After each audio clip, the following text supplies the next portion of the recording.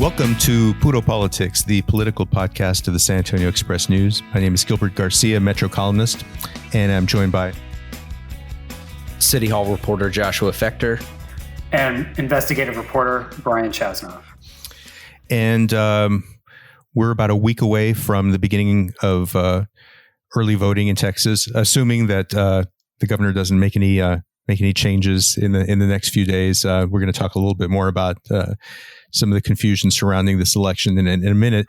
But we're really happy today to be joined by our special guest, Celina Montoya, who is the Democratic nominee in Texas House District 121, running against Republican incumbent Steve Allison. Celina, thank you so much for joining us today.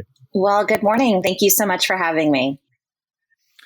There's a lot that we want to talk with you about concerning the race in District 121, but I wanted to start off with some of the interesting news that we've had in the state over the past week involving a couple of major state leaders. One of them, there was a story that broke over the weekend concerning Attorney General Ken Paxton, and the story is that 7 assistants in his office, including his top aide, have all signed on a letter that they're basically requesting federal investigation into what they allege to be criminal behavior, bribery, abuse of power, and so on. You put out a statement over the weekend. If you could talk a little bit about your response to this story. There's still a lot we don't know about it, but your response to it and what you think needs to happen.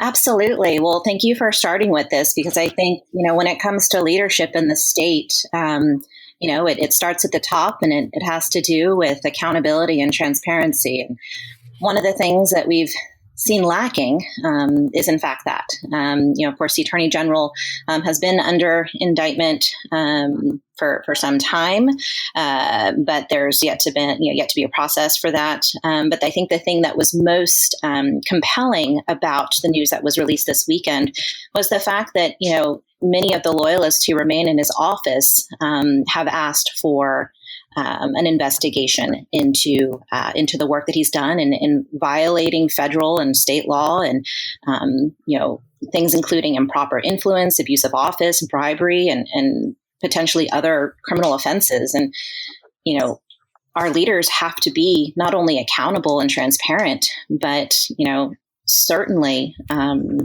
when it comes down to it, open to the process. And to this point, we've seen that our Attorney General has not been open to the judicial process, and has really gotten away from seeing his day in court, which, at the end of the day, when you serve the people of this state, is a significant miscarriage of justice. It's a miscarriage of justice for the people of Texas. I think that that's something that has less to do with what party you're associated with, and more to do with the responsibility associated with the office. And, so it was my position that given this latest example, that the Attorney General should consider resignation.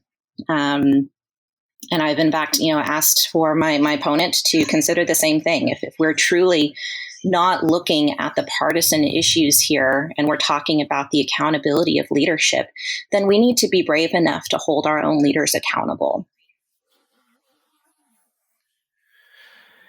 Yeah, as you pointed out, the Attorney General's been under investigation, or he's been under indictment for 5 years, and now we have a whole new set of allegations. I'm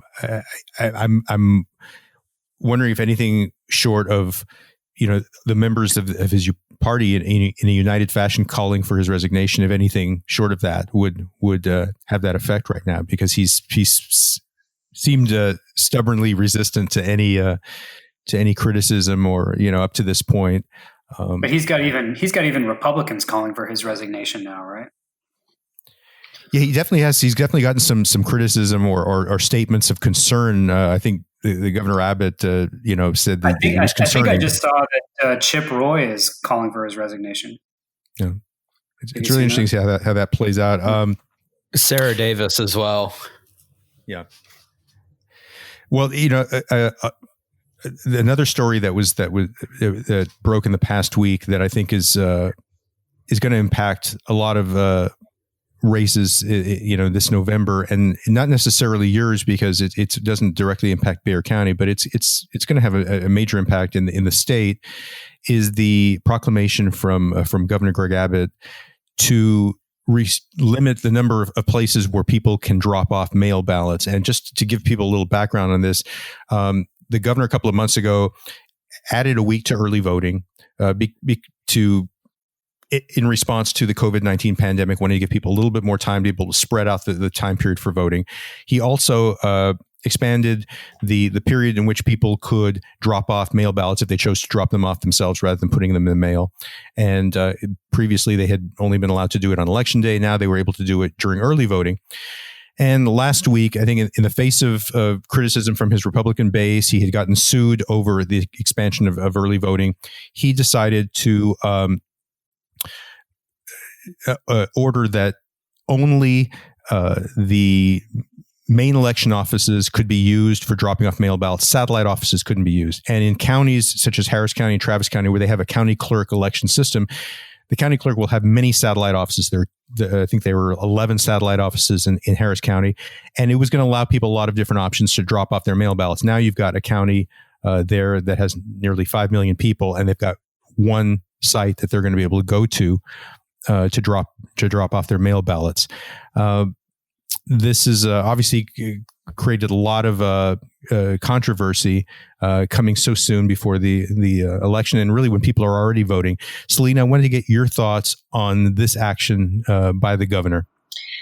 Well, I think it's pretty plain and simple. It's an attempt at voter suppression that is also an attempt to appease his base, right? When it comes to what's actually going to happen, you're right in that here in Bexar County, with the elections department being the main center, we won't realize the implications of this. But there are a number of counties, as you mentioned, that will see longer lines and certainly a certain amount of confusion associated with these changes that are happening both suddenly and really without much explanation.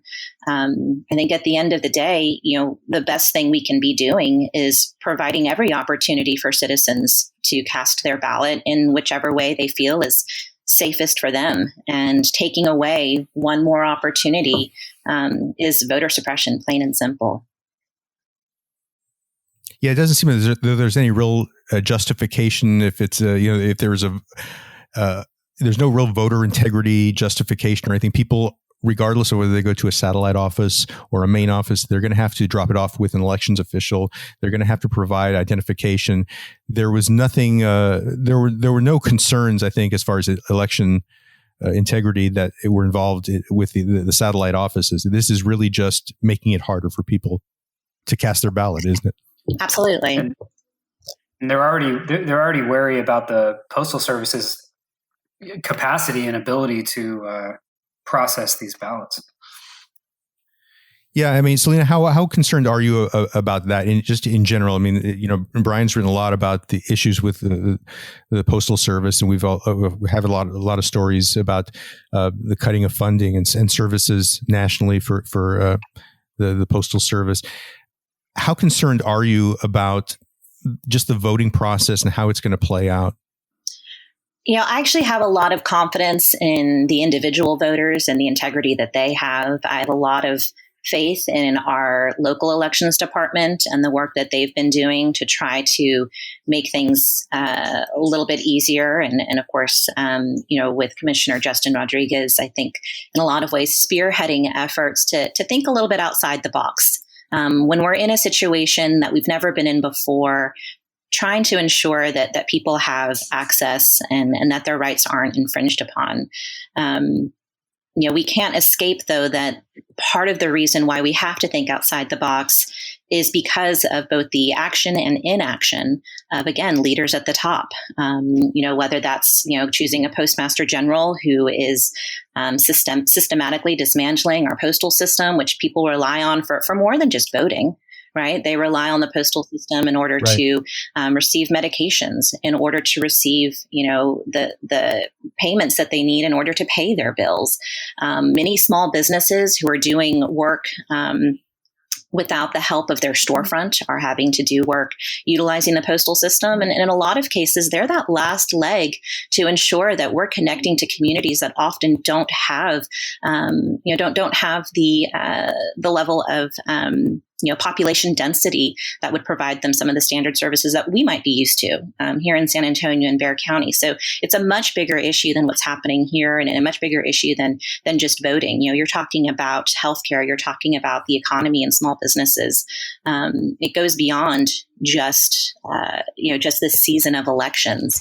And I think I would be remiss too if I didn't say that this brings some uncertainty to those individuals who work for the Postal Service, right? Being one of the, biggest employers of veterans, one of the most reliable sources of bringing people into the middle class. Our U.S. postal system is a place where we see their motto is about integrity, right? And to try to dismantle that, I think, says a lot.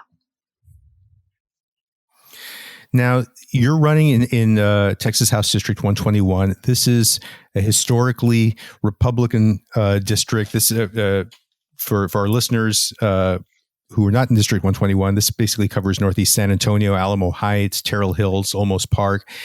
It is such a Republican district, or has been, that for 18 years between the year 2000 and 2018, there wasn't even a Democratic candidate running in that district.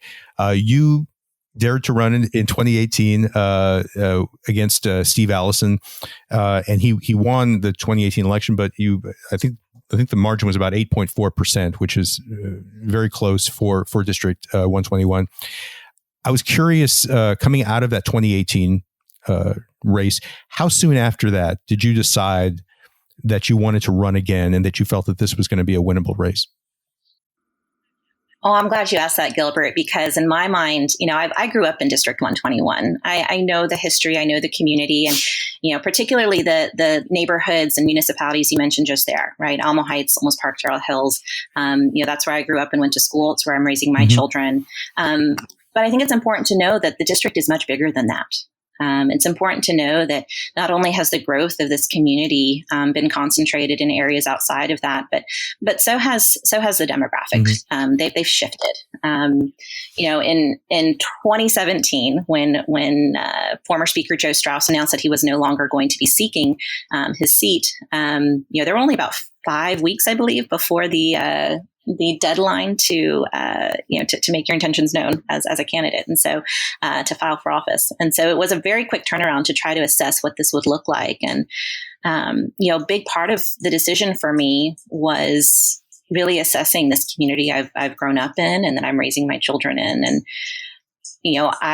while willing to work as hard as humanly possible to flip the district, absolutely knew that with, little to no infrastructure for a Democratic candidate in this district, it would likely take more than one attempt. So, it was already a part of the strategy, and knowing that, the likelihood of it flipping in one election, let alone a midterm election, was highly unlikely. So all of this work has been leading up to making sure that there was an opportunity here in 2020. And sure enough, we're seeing that this is one of the most highly competitive districts in the country, because there's not just 121 that's at stake. There are 8 other seats that are highly targeted by the Texas Democratic Party and the DCCC and other groups that see the state house not only as a pathway to victory for our state legislature, but 2020 is critical because of the redistricting process that's going to take place and the potential for Texas to pick up a number of congressional seats. So this has implications beyond just this district.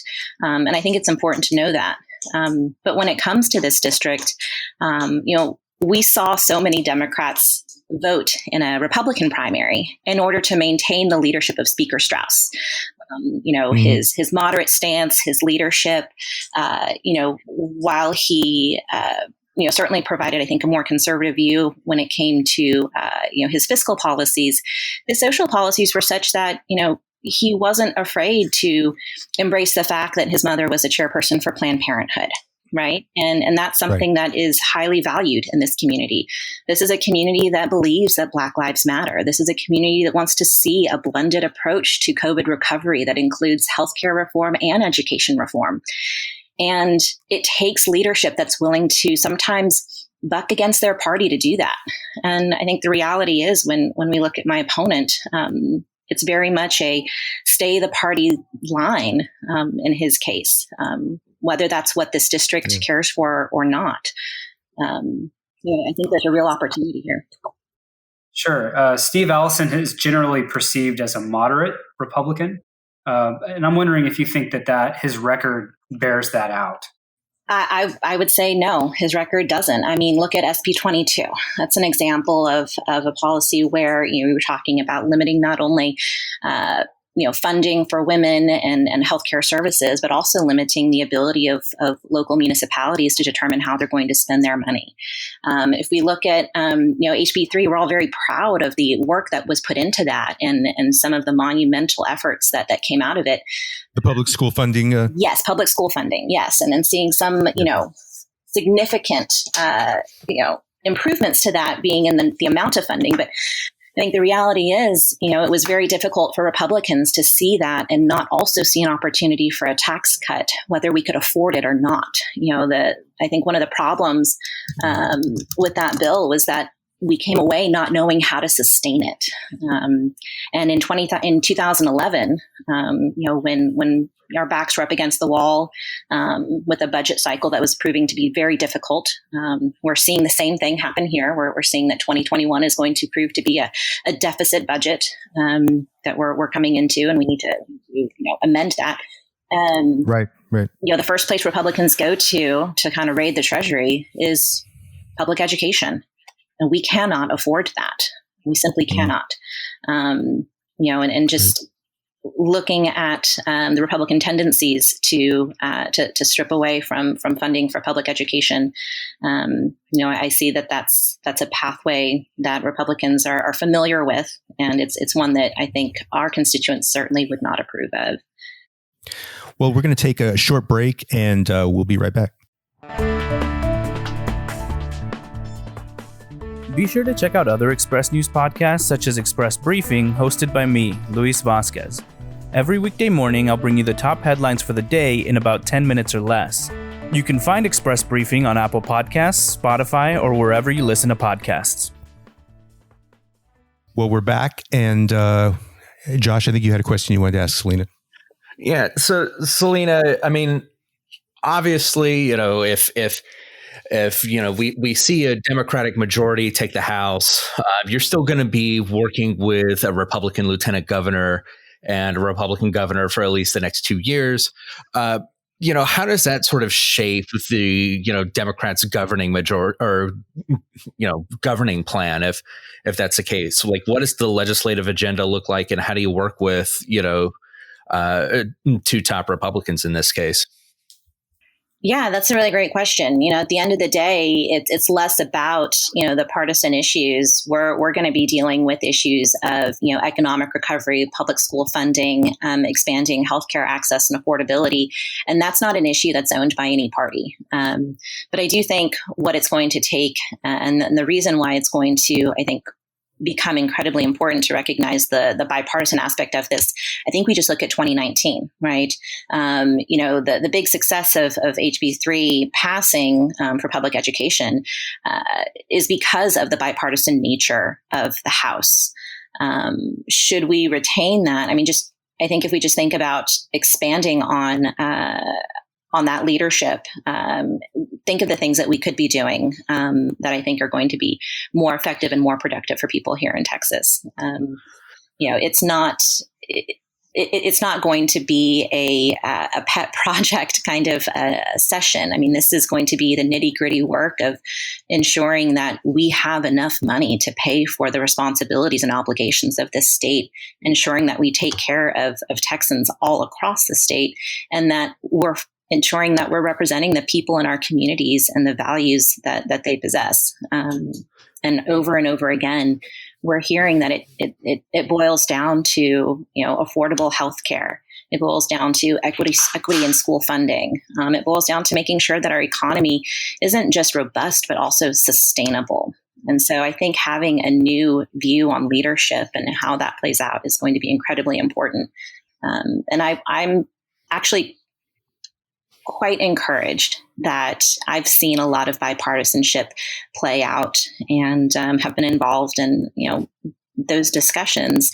And, these are professionals. We're expecting, folks to, take this job very seriously. And my hope is that will continue. Something else that's you reminded me by saying, communities, I cover City Hall. So, kind of like my main sort of interaction with, state government tends to be, tensions between Governor Abbott and, the city or the county.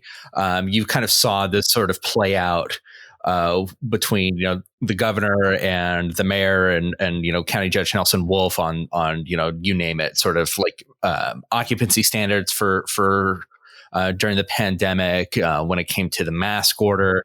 For you, is there any sort of desire to sort of be more in favor of local control, or to put in checks on Governor Abbott, or is the governor sort of right to sort of take this sort of stance when it comes to cities and counties and local control? So I think that the governor made a significant misstep when he didn't call a special session when we saw this pandemic really start to have an impact on our community. And the opportunity to hear from representatives from all over the state and how it's affecting their individual communities, I think would have provided a much better snapshot of what's needed, based on individual community needs. Knowing that representatives, do go back and talk to their county and municipal counterparts, I think that would have given him a much better opportunity to lead in a way that would really meet people where they are. I think that when you misstep and you make mistakes like that, I think it's incumbent upon leaders to look to others who can help correct the course. And in this case, here in San Antonio and Bexar County, we've had the leadership of the mayor and the county judge to course correct and protect the health and wellness of people here in our community. I certainly trust their leadership, and I think that they're absolutely entitled to be exercising their authority in that regard. And when the governor simply refuses to provide specific guidelines, we're seeing it not just on mask orders and the economy reopening it, we're seeing it, in education as well.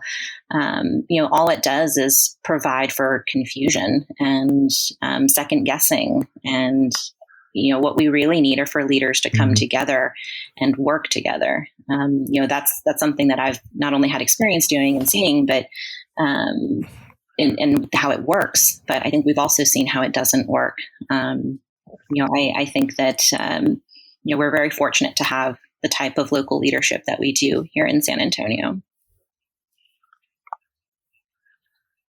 Celina, you talked about healthcare, and one of the challenges for this state, which has been a chronically uninsured state or underinsured state, has been that we've had two governors over the past 10 years who refused to expand Medicaid in the state of Texas, even though there would have been a lot of federal funding that would have come with that, and we'd probably have more than a million people who are currently uninsured that would be able to benefit from that. There's some questions about the future of the Affordable Care Act. It goes before the Supreme Court right after the election. But assuming that at least that part of it is in place, Medicaid expansion, is there any pressure that can be effective, or anything that can be done to convince the Republican leadership in the state to consider expanding Medicaid? Look, if the deaths of over 200,000 Americans is not enough to convince people in the most uninsured state in the country, then I'm not sure what is. And I think at the end of the day, if the leadership isn't willing to step up and take a vote to protect Texans, then we have to change the leadership. Before we wrap things up, I wanted to talk to you a little bit about your background, because this is, I think, interesting to all of us because we're in journalism, and you have a journalism background yourself. I think you majored in journalism at Northwestern, isn't that right? And you worked, I think a lot of people will remember you from your time at Texas Public Radio as a reporter there. I guess I'm curious, during the time when you worked in journalism, did you envision a political future for yourself?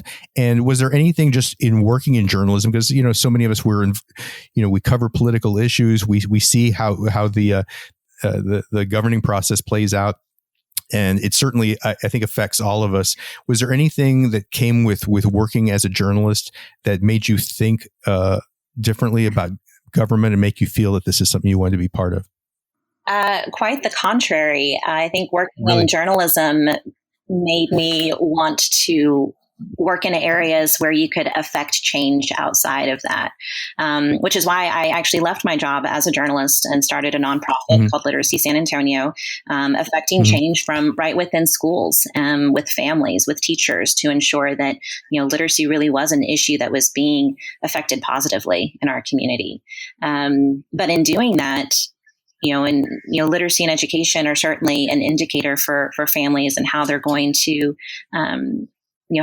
fare in the future. But health outcomes are also indicated by zip code. They're indicated by water and air quality. They're indicated, by access to healthcare and insurance rates. And those are things that are affected by policy. It was in my work as an advocate for literacy that I really started to see how change could be made from the inside. So I would say no. As a journalist, I was actually quite, turned off by the prospect of politics. Understandably, and really wanted to find an opportunity to make a difference with people right where they are in their communities. But the reality is, given the structure of government that we have, people within policies matter, and I think that's really what did it for me. Gotcha. Well, Celina Montoya, thank you so much for joining us today. Good luck with the rest of your campaign. And thank you. Thank you so much. For those of you listening in, we really appreciate it. I hope everybody's safe and well out there, and we'll catch up with you next week. Take care.